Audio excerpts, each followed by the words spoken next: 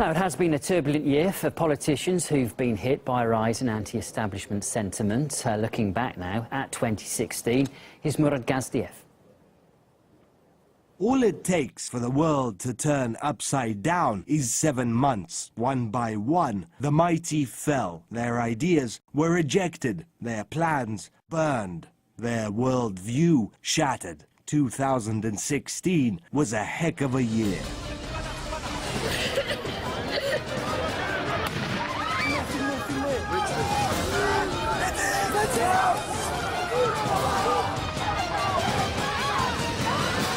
The West has swung right, or sort of edged right, really, or center. It's getting really hard to tell. He was motivated by far-right views. Far-right has taken advantage of far-right National Front Party. Far-right extreme. It's the strangest thing. They call Trump a right-wing conservative, yet he's for raising the minimum wage and against globalization. They call Merkel a leftist, yet she championed austerity and privatization. Not so long ago, being wary of immigration was considered perfectly normal. Now, that makes you a far-right nutcase. The European community qualify as populist everybody who doesn't agree with it. But political polarity is not all that's changed. 2016 is the year that journalism fell into a death spiral. So I now say truthful, not neutral. There's a difference. Yes. Truthful is bringing the truth. Neutral can be creating a false equivalence between this fact and that. Here are two examples of truth. An aggressive pit bull attacked its owner. That's absolutely true. It did. Now, here's another truth. The owner was cruel and regularly beat the dog. That's also true, and it's the other side of the story. It changes the narrative. Telling both is what makes journalism. Now, here's the kicker. What Christian Amanpour is telling you, what CNN is telling you, is that you don't need to hear both sides of the story. They will choose the version, the truth you need to hear. And I really want you to know that I go out of my way to bring you the truth. And if you want to know what's in store, look at the media's coverage of the US election, acclaimed as the most biased and one-sided in recent history. But then again, the world is changing.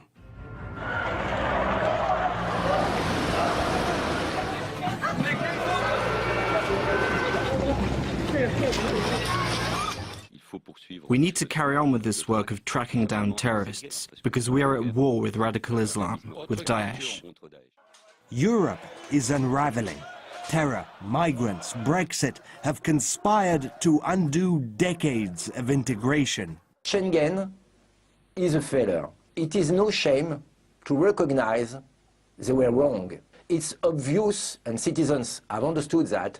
Europe, once a global bastion of stability and security, was brought to its knees. It's been one heck of a year, and one might ask, was this the exception, or a taste of what's to come in 2017? Murad Gazdiev, RT.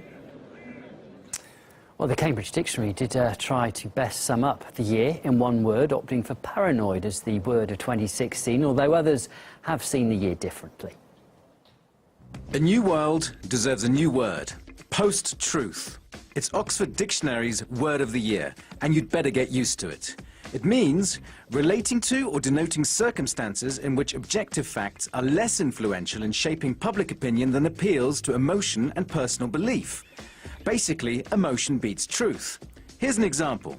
Unprecedented bombing. Look what they've been doing to eastern Aleppo. Hundreds of people were killed. Many have called it genocide. These children are too young to know what it really feels like to be safe. Pulling at your heartstrings rather than explaining a complex reality is what post-truth journalism seems to be about. Most journalists that work in the corporate media don't have any resources to do any kind of investigation, and in fact don't want to do any investigation. They'd rather echo the lies of politicians as if they were the truth, And this has got us into situations like Libya, like Iraq, like Afghanistan, and is likely to get us even more engrossed in the quagmire that is Libya. Is Syria. So we've destroyed countries based on lies. Another new concept that's being used to describe our new reality is filter bubble. You can become trapped in one by social media, when algorithms selectively guess what information you'd like to see. But there are also way bigger bubbles than Facebook ones. Take the bubble the majority of US politicians, media outlets and pollsters got themselves stuck in during the presidential election campaign. The idea of a Trump victory had got completely filtered out. Of course they all thought Clinton would win. Which Republican candidate has the best chance of winning the general election? Right now, Donald Trump.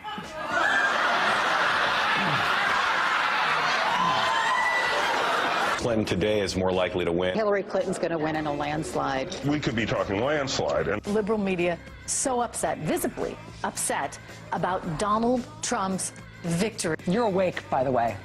You're not having a terrible, terrible dream. Also, you're not dead and you haven't gone to hell. This is your life now. This is our election now. This is us. This is our country.